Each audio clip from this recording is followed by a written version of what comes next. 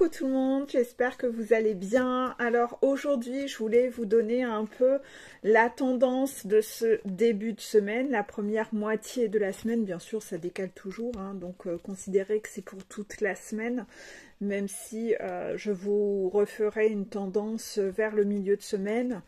Ça peut fluctuer de quelques jours, hein, pour le coup. Et nous verrons en même temps l'axe de travail des runners à côté de ça, puisqu'hier nous avons vu l'axe de travail côté chaser. Alors là, au niveau des liens, tout confondu, nous avons 3 cartes en ce début de semaine qui parlent du libre arbitre, féminin sacré et transmutation. D'accord? Donc, quel est le message qui est délivré derrière ça? C'est qu'on vous dit cette semaine de faire attention à votre libre arbitre, hein, pour le coup. Essayez de jauger où vous en êtes actuellement déjà dans votre parcours, votre propre évolution personnelle, que vous soyez chaser ou runner, peu importe, de savoir où en suis-je par rapport à la notion de libre arbitre. Oui, en général, quand on est encore très attaché au fameux libre arbitre, ça veut dire qu'on a encore un ego qui est très ancré et que de par cet ego, on a encore tendance à ne pas faire confiance en nos guides. On veut avoir le contrôle sur tout, on est persuadé que si on a le contrôle sur tout, on va se protéger et on va savoir gérer les choses à notre avantage, ce qui finalement n'est pas vrai du tout, c'est une illusion en fait, puisque c'est notre ego qui parle à travers là, de se dire que finalement nous ne devons pas faire confiance en nos guides, ne pas avoir confiance à la source et qu'on saura mieux gérer la situation. Déjà, il y a quand même un énorme manque d'humilité en soi. Ça montre aussi le fait que votre névrose de vous auto-protéger, hein, fait que vous préférez... voilà, vous risquez d'être, si on est dans le contrôle, on est dans la manipulation, ça va de soi. Ça veut dire qu'il y a encore énormément de paranoïa, de peur, j'ai besoin de me protéger, j'ai besoin d'avoir le contrôle, tout ça. Si vous êtes encore méfiant envers vos guides, la relation avec les guides n'est ni plus ni moins que le reflet de vos relations avec les personnes extérieures. Donc si vous êtes méfiant envers vos guides, ça veut dire que vous êtes méfiant envers les gens autour de vous. Si vous êtes dans ce processus d'avoir autant besoin d'avoir le contrôle pour vous protéger, ça veut dire que vous allez être pareil avec votre jumeau ou votre jumelle. Donc, inévitablement, vous serez dans la méfiance, vous allez continuer à rester dans une position où vous allez voir l'autre en face qui est encore votre ennemi. Vous allez le voir comme une menace, quelqu'un qui peut vous faire du mal, etc. Donc, en fait, tout ça va vous mener à être encore dans la surprotection et donc dans l'auto-sabotage, puisque vous êtes méfiant, vous n'avez pas confiance non plus envers votre jumeau, hein, tout est lié. Donc en fait, il y a encore beaucoup de boulot autour de l'ego, parce que les peurs, la méfiance, tout ça, ça renvoie aux blessures, tout ça, les peurs, c'est l'ego, hein, d'accord? Donc ça veut dire qu'il y a encore beaucoup de travail autour de ça à faire en vous. Donc essayez de jauger où vous en êtes encore par rapport à cette notion de libre arbitre cette semaine et observez à quel moment vous n'en faites qu'à votre tête, où vous n'écoutez rien et où vous faites l'inverse de ce que vous devriez faire, parce que le libre arbitre, en fait, en gros, c'est encore l'ego en vous. Et on sait que cet ego ne veut pas que vous évoluiez, hein, que l'ego ne veut pas que vous montiez cette montagne. L'ego va vouloir vous faire redescendre à la cave. Donc en fait, méfiez-vous énormément de ça et essayez de vous auto-analyser cette semaine. La deuxième carte que l'on a, c'est le féminin sacré. C'est-à-dire que vous soyez chaser ou runner, on vous demande d'aller écouter cette semaine cette part de féminin sacré en vous, c'est-à-dire toute la partie yin et émotionnelle. Laissez-la vraiment, cette carte, et avec cette dame avec les bras comme ça en l'air, vous ne voyez pas, mais voilà, elle est comme ça. Très important, voyez ça comme vraiment, écoutez vos émotions en fait cette semaine. Voilà, les émotions ne sont pas une prison, l'émotion est un radar, c'est quelque chose qu'il faut écouter, c'est très important. Si vous écoutez vos émotions, vous allez avancer. Donc ne voyez pas les émotions comme quelque chose qu'il faut absolument refouler et lutter contre.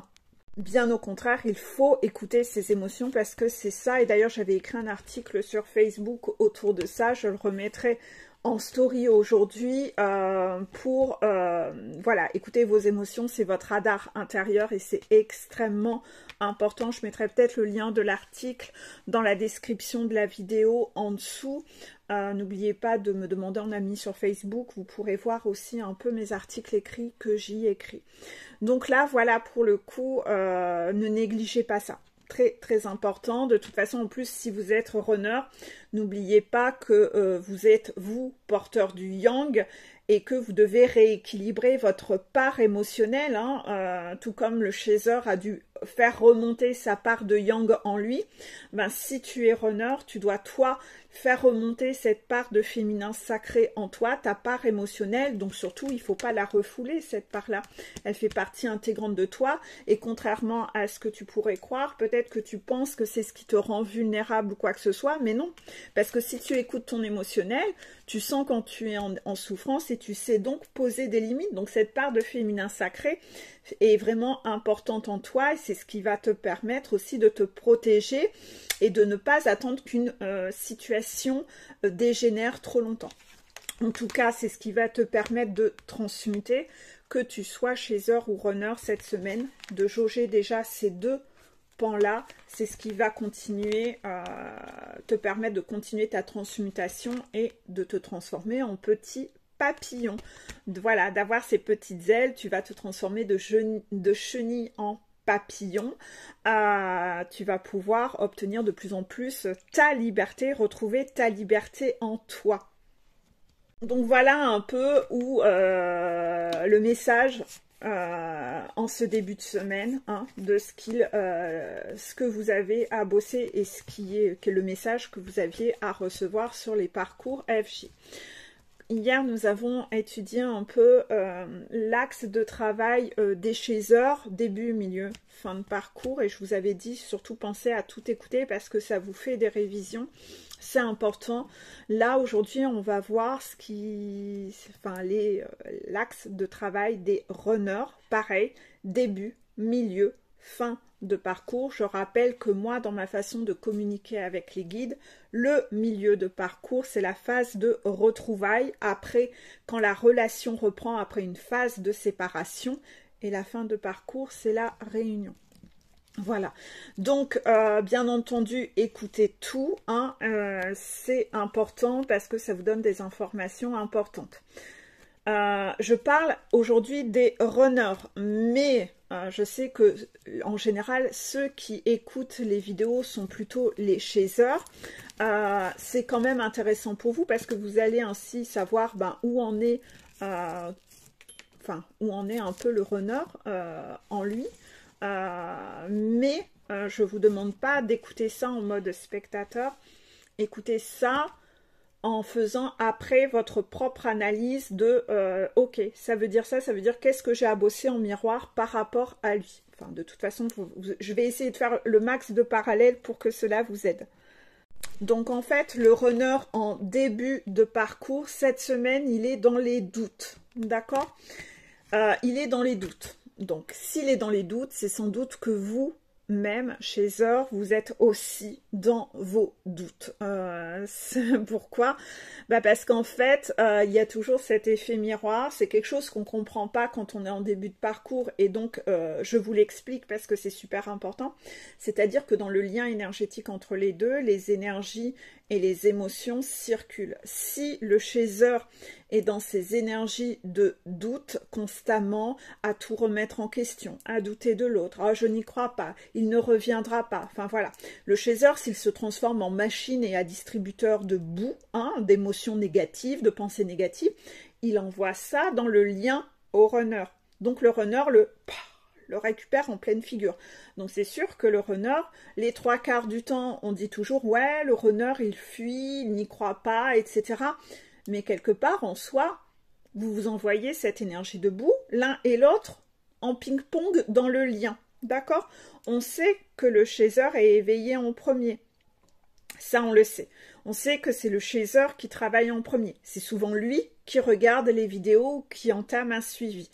Donc, ce que peut faire le chaser par rapport à ça, parce que le chaser se sent impuissant par rapport au fait que son runner est dans des énergies de doute, qu'il fuit, il n'y croit pas, ouais, cette personne est quand même très différente de moi, je n'y crois pas, cette personne est très sensible, je vais lui faire du mal, blablabla, bla, bla, bla, bah, je vais réenfiler des baskets et je vais m'enfuir de nouveau. Donc en fait, vous pouvez agir sur cette énergie de doute en travaillant sur la vôtre en fait. Si vous arrêtez de fabriquer vous-même de la boue et que vous arrêtez de lui envoyer, lui-même sera de moins en moins dans la boue.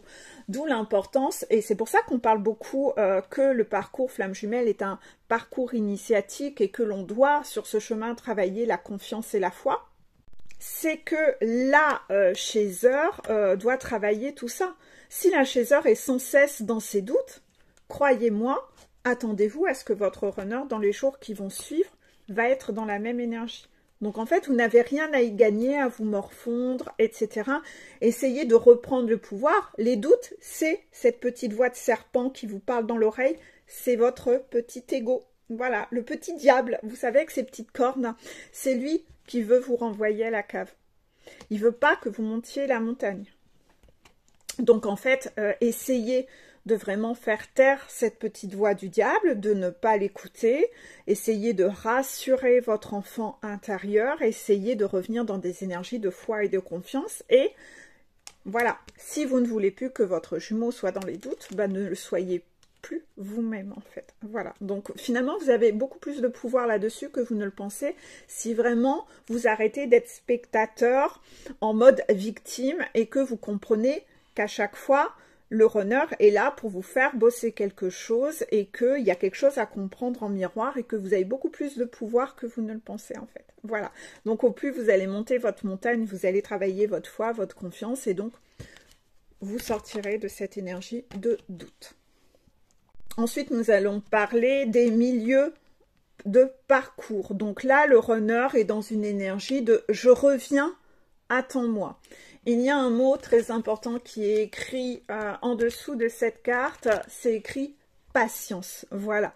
Donc là, cette semaine, dites-vous, les milieux de parcours, que les runners font bosser aux chasers cette notion de patience. Le chaser, en général, manque cruellement de patience. Il a à travailler en lui ce côté, ce que moi j'appelle, comme ça vous vous représentez bien l'image, le côté petit enfant gâté et frustré à l'intérieur. Quand on n'a pas ce qu'on veut, en général, on a cette frustration, donc encore de la colère, de la boue qui se fabrique à l'intérieur de nous. On est encore une machine à boue. Et on va être dans cette énergie où ça va s'accumuler à l'intérieur de nous et on va être de plus en plus frustré et on va jusqu'au moment où on va être très en colère. Donc soit le chaser, selon son mode de fonctionnement, il va se mettre à bouder, il va se mettre en colère, il va se mettre à de nouveau envoyer en plus toutes ses énergies énergétiques à son jumeau, ou il va lui en vouloir, être dans l'auto-sabotage ou être dans l'impulsivité. Dans tous les cas, c'est toxique pour moi-même, puisqu'en fait, si je suis impulsive, je vais dire ou je vais faire des choses qui vont me desservir. Et à côté de ça, je vais m'en vouloir après coup. Je vais m'en vouloir d'avoir dit ça, d'avoir fait ça. Ça va, voilà, ça va compliquer votre relation, ça va créer des conflits. Cette impulsivité peut me mener donc dans l'auto-sabotage du lien et dans le fait d'abandonner. C'est le problème. Quand on manque de patience, le manque de patience donne envie d'abandonner. Et donc, en fait, le problème, c'est que si vous abandonnez ce qui est bon pour vous, vous allez avoir envie d'aller vers la facilité. Mais la facilité, c'est pas spécialement ce qu'il y a de bon, hein. Faites attention à ça.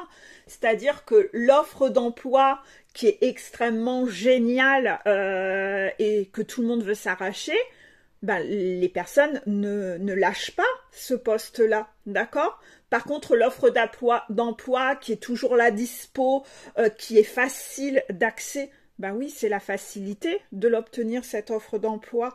Personne n'en veut. Personne n'en veut parce que c'est un job sacrificiel. Moi, je dis toujours, la facilité, ça n'est pas ce qu'il y a de bon. Donc là aussi, j'avais fait un lien là-dessus, un article là-dessus, où j'avais donné plusieurs métaphores de choses dans votre vie. J'essaierai aussi de mettre le petit article à lire, comme ça vous comprendrez ce que j'entends par là. Mais la facilité, ce n'est absolument pas ce qu'il y a de plus facile d'accès. Pardon, ce n'est pas... si, c'est ce qu'il y a de plus facile d'accès, mais justement, c'est parce que c'est facile d'accès. C'est pourquoi? C'est parce que personne n'en veut. Hein. C'est comme ce renard, ce gars qui drague toutes les nanas à tout va, qui va aller faire son gros renard sur les réseaux sociaux et envoyer 15 000 messages à toutes les nanas le même jour avec ses copier-coller. Bah, ce gars-là, personne n'en veut parce que bah, il n'est pas fiable. Il n'est pas fiable. Donc c'est sûr que ce gars-là qui vient toujours draguer tout le monde, ah, il est facile à obtenir. Hein. Souvent, c'est derrière se cache ce pervers narcissique, justement, où toutes les nanas se sont déjà cassées dans sa vie. Il n'y a plus personne qui en veut de ce gars-là. Méfiez-vous. La facilité, c'est pas spécialement la qualité. Voilà. Voilà, pour le coup. Donc, vraiment... C'est pour ça qu'il faut travailler la patience. Parce que si vous n'êtes pas patient, ça va vous desservir. Le manque de patience, finalement, vous rend toxique envers vous-même et vous rend toxique envers les autres parce que ça vous rend exigeant, intolérant, colérique, instable, impulsif. Voilà. Voilà pourquoi c'est important de travailler la patience sur le parcours. Voilà. Donc on sait que le runner, lui, il est un peu trop... Hein. Il est un peu trop patient, il est un peu trop passif sur beaucoup de choses. Et la chaser, elle, c'est totalement l'inverse. Elle manque totalement de patience. Donc, en fait, les deux vont devoir bosser cette partie-là. Il y en a un qui va devoir apprendre à être un peu moins dans la précipitation et l'autre qui va devoir apprendre à se bouger un peu plus le cul et savoir passer un peu plus à l'action. Voilà comment ça se passe. Donc, je vais passer aux fins de parcours. Donc, les fins de parcours, les runners sont dans l'énergie de « je te demande pardon ». Oui, je te demande pardon. Donc, en fait, en fin de parcours, le runner conscientise qu'il fait vraiment souffrir sa chaser. Il s'en veut. Ça va être un peu difficile pour lui entre le moment où il le vibre, il le conscientise à l'intérieur et le moment où il va oser le formuler à sa chaser. Il va se passer énormément de temps. Ce qui est dommage parce que souvent, de son côté, la chaser a cette tendance à penser que son runner le fait exprès, qu'il en a mais rien à faire d'elle. Elle peut voir à quel point il peut être toxique vis-à-vis d'elle. C'est ce qui fait que la chaser passera ce cap d'arrêter de se sacrifier et de mettre de la distance avec son runner, en fait. Ça l'aidera à sortir de sa notion de sacrifice à elle, qui est une étape primordiale. Mais c'est vrai que le runner a beaucoup de mal à formaliser le pardon. En soi, au plus la chaser va ascensionner sur sa montagne, plus la chaser va avoir tellement guéri et travaillé de choses en elle, au plus elle aura compris que c'était nécessaire, parce que de là, on a découlé des guérisons de sa part, au plus elle comprend que cette situation a été nécessaire. Donc elle a compris comment fonctionne le parcours flamme jumelle, donc elle n'en veut pas à son jumeau. Elle a compris que ça faisait partie du chemin, elle a compris que c'était nécessaire et elle ne lui en veut pas. Donc en fait, en elle, elle a pardonné déjà. Elle a déjà pardonné en elle, même s'ils ne sont pas en contact ou en silence radio. Mais le runner ne le sait pas. Le runner ne le sait pas. Donc de son côté, il peut être bloqué pendant un long moment, à avoir peur de revenir vers sa chaser, parce qu'il a peur de comment elle va l'accueillir. D'un autre côté, s'il y a encore beaucoup de colère chez la chaser, n'importe comment le runner le ressent. Hein, vibratoirement, il ressent ces énergies de colère. Mais même quand elle a accordé son pardon, il peut être encore dans ses peurs à lui, où son ego lui parle encore et lui parle encore comme ça, en lui disant « Ouais, mais si tu y retournes, elle va te rejeter, sa blessure originelle du rejet, sa peur du rejet, elle va faire ci, elle va faire ça. » Donc en fait, ça fait encore partie du parcours du runner, d'avoir à dépasser ses peurs, à ne plus écouter son ego, à être dans la confiance et la foi. C'est là où vous voyez toujours le parallèle entre les deux. Et c'est pour ça que s'il y a une communication en 5D entre les deux en télépathie, bah, l'achéseur va déjà lui envoyer toute cette notion de compassion et il va bien sentir qu'elle est dans le pardon. Il va l'entendre. Mais d'un autre côté, il peut être encore partagé entre sa petite voix du diable qui lui dit non, mais tu te fais des idées, si ça tombe, elle va faire ci, si ça tombe, elle va te faire du mal parce qu'elle va te rejeter, ça va te faire du mal. Donc là encore, on en revient à cette fameuse peur de souffrir où je me mets des barrières, je me protège alors que tout ça, c'est de la merde en branche. La chasseur a pardonné à son runner et en fait, il ne faudrait pas grand-chose pour qu'il revienne. D'un autre côté, il pourra lui avoir besoin d'exprimer son pardon quand même, hein, ce qui, ben voilà, ça va lui faire du bien, lui, de l'extérioriser, ça va l'apaiser lui-même, de le formaliser, ça va le détendre, ça va le soulager, et puis une fois que la conversation aura eu lieu, les deux seront apaisés, parce qu'en fait, il verra bien que sa chasseur, ben, elle a compris que ça faisait partie du parcours. Si vous n'êtes toujours pas dans des énergies de pardon, ben, ça fait partie du chemin, il faut le temps que ça guérisse, il faut le temps que vous compreniez. Ça veut dire que vous avez encore des choses à travailler. Dans tous les cas, vous avez à travailler le pardon dans votre vie, hein, avec peut-être aussi d'autres personnes que votre jumeau ou jumelle, parce que, ben, par exemple, le runner, hein, ça c'est la carte du runner, le runner vit des choses très compliquées avec les tierces. Et il peut être encore dans cette énergie de colère à l'intérieur où il ne comprend pas, où il pense qu'il est vraiment victime des autres. Et il doit être dans le même processus que la chasseur. Hein. La chasseur vis-à-vis de lui, ben lui, il doit comprendre aussi que les tierces étaient là pour le faire bosser, qu'il a signé un contrat avec elle pour vivre quelque chose de compliqué. Ce parcours karmique, toxique, pour guérir. Voilà, ça faisait partie des contrats au moment du contrat d'incarnation. Il n'est pas obligé dans ces cas-là, hein, puisqu'on sait que les karmikas, les tierces, sont beaucoup d'âmes sœurs toxiques. Hein. C'est un lien d'âme, mais temporaire, qui sont là juste pour le faire bosser. Il n'est pas obligé de leur pardonner à elles personnellement en leur disant ah ben viens, je vais te faire un gros câlin, je t'en veux pas de tout le mal que tu m'as fait, de la magie noire, etc. Enfin, elles sont allées quand même extrêmement loin, hein, les tierces à ce stade du parcours, et inévitablement c'est très difficile de pardonner à la personne. Donc là, moi, ce que j'explique toujours, c'est on ne vous demande pas de pardonner spécialement à la personne et de la relaisser entrer dans votre vie. Bien sûr que non, sinon ça veut dire que vous n'avez mais strictement rien compris. Hein. Bien entendu, ça dépend de l'ex, de la karmika et de la maman. Hein. On ne gère pas le sujet exactement de la même façon, puis ça dépend du parcours, de ce qu'il y a eu comme vécu avec la maman ou pas, hein. Là, je sais pas, parce que là, peut-être que quand vous m'écoutez, vous avez tendance à essayer de vous projeter dans votre parcours et essayer de comprendre. Autant les ex toxiques, en général, personne ne garde contact en dehors de la garde des enfants, etc. Par contre, ce que j'appelle le pardon, c'est de pardonner à la situation, c'est-à-dire on prend du recul ou on prend de la hauteur et on se dit, ok, je comprends comment fonctionne ce parcours, j'ai choisi ce parcours, j'ai choisi mon contrat d'incarnation, j'ai signé un pacte avec cette âme compliquée, cette âme toxique qui, je savais, allait dans ma vie me faire bosser mes guérisons. Ma chasseur a vécu la même chose sur son parcours, avec des âmes sœurs toxiques qui l'ont fait bosser elle aussi pour guérir. Moi, en tant que runner, je comprends, ça fait partie du parcours. Donc, à partir de là, je vois à quel point j'ai évolué, je vois à quel point ça m'a permis de conscientiser mes dysfonctionnements et de guérir.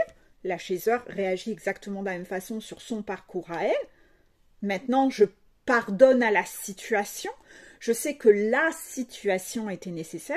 Ça ne veut pas dire que je vais refaire rentrer ces personnes ultra toxiques dans ma vie. Non, je mets de la distance. Mais j'ai compris pourquoi c'était nécessaire. Donc, je peux m'apaiser à l'intérieur. Parce que tant que vous êtes dans cette énergie de colère, vous n'êtes pas du tout en paix à l'intérieur. Vous êtes toujours dans cette envie de vouloir vous protéger. Et vous allez faire subir aux autres encore des choses. Donc, c'est pour ça que le pardon est nécessaire. C'est pour trouver cette paix intérieure, cet apaisement, pour aller de l'avant. Donc, on pardonne à la situation. C'est pas pour autant qu'on pardonne à la personne en fait. Du côté des mamans, je m'abstiendrai de rentrer dans le détail parce que ça dépend au cas par cas. Selon les parcours, il y a des mamans qui sont perverses, narcissiques, codépendantes et qui peuvent avoir des conscientisations encore sur cette incarnation et changer. Et il y a des mamans qui sont de réelles perverses narcissiques. Il y en a certaines, désolées, hein, mais voilà, hein, les parcours flammes jumelles, il y a beaucoup de choses un peu glauques dessus et beaucoup d'histoires d'abus sexuels sur les histoires de parcours flammes jumelles. Ben, parfois, la maman a abusé sexuellement ou a laissé ses petits amis abuser sexuellement de son enfant. Ou parfois elle l'a presque vendu, hein, je dis presque parce que pour essayer d'adoucir la phrase, mais ça arrive vraiment sur des parcours. Elle vendait son enfant, elle le prostituait, d'accord.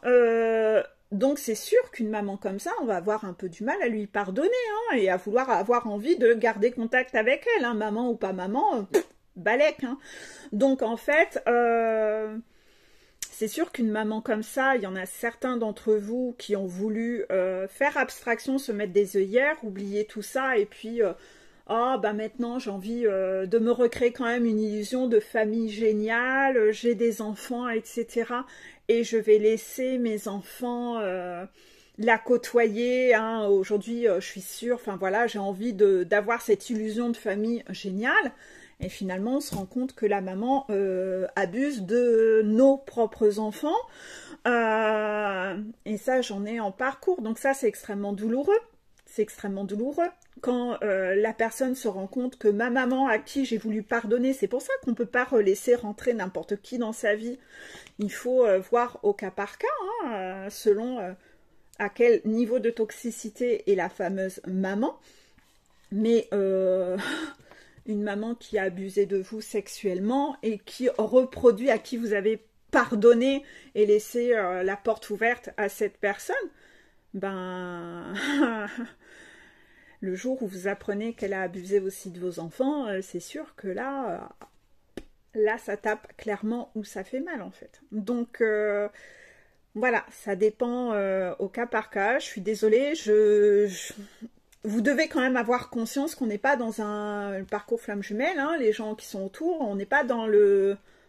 C'est pas colchique dans les prés, c'est pas le monde des bisounours, hein, donc c'est pour ça que la purification est votre radar intérieur, vous devez savoir l'écouter et voir les synchronicités qui sont autour de vous, hein, et arrêter de vous mettre des œillères, arrêter d'alimenter un déni, parce que vous devenez extrêmement toxique, non seulement pour vous, hein, mais quand vous en venez à ne même plus être une sécurité pour vos propres enfants, votre illusion de la famille idéale, etc., et à vous laisser marcher sur les pieds, vous emmenez d'autres victimes dans votre parcours quand même. Donc à un moment, il faut aussi sortir du déni et de cette illusion de famille géniale, « Oh mais moi, ma maman... Voilà, hein, au cas par cas. Hein, parcours par parcours, et là, ça, moi, je peux pas faire un truc général là-dessus, c'est vraiment, moi, j'étudie au cas par cas tout cela, parcours par parcours, j'en perds mes mots, parce que c'est vrai que c'est des thématiques qui sont, ben, je suis une maman, et c'est vrai que ces thématiques-là, quand je les aborde au quotidien, hein, je bloque mon émotionnel aussi, hein, parce que c'est pas spécialement évident et facile d'aborder tous ces sujets avec vous, mais ça fait partie du chemin. Ça fait partie du chemin. Pour le coup, j'aime bien finir la petite vidéo par un message des guides. Alors le message pour tout le monde, chez Runner, quel que soit début, mi, fin, parcours, c'est quand vous faites beaucoup, mais que ce n'est jamais assez, changez de direction. Vous donnez probablement trop à qui ne mérite rien. Donc si cette semaine, vous voyez en effet que vous donnez beaucoup à des personnes autour de vous et que ces personnes vous reprochent que ce n'est jamais assez, ben là il y a un problème. Ça veut dire que là vous êtes certainement dans une relation toxique où l'équilibre donner-recevoir n'est pas respecté. Cette personne que vous avez en face de vous est soit hautement toxique, type pervers narcissique, ou soit il s'agit juste d'une personne qui a des blessures en elle, trop de dépendance affective, et la dépendance affective mène à avoir des comportements toxiques, puisque quand on est dans la dépendance affective, on veut que la personne nous mette en haut de sa pyramide de priorité. C'est-à-dire que par exemple, toi qui regardes cette vidéo, si moi je suis en dépendance affective de cinglé, je vais avoir envie d'être la priorité dans ta vie à toi. Donc en fait, je vais toujours être dans la tyrannie, te reprocher quand tu penses à toi, quand tu fais des choses pour toi, parce que je veux être ta priorité.